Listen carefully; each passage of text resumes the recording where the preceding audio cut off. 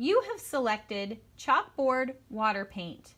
For this tub, begin by taking the small cup and putting a small amount of water inside at the sink.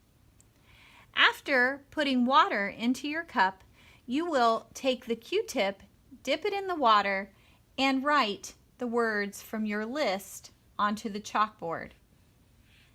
After writing each word onto the chalkboard, you will then write the word onto the recording sheet.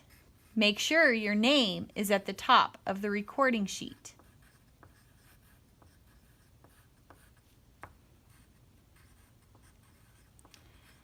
After writing the word that you have already painted onto the recording sheet, mark it off of your list of words and move on to the next word.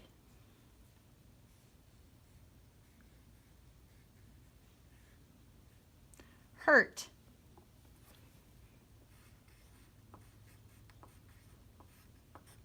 When you have completed each word on your list, turn your recording sheet into the basket, dump the water out of your cup, and return your chalkboard to the basket. Put the lid on it and return it to the shelf.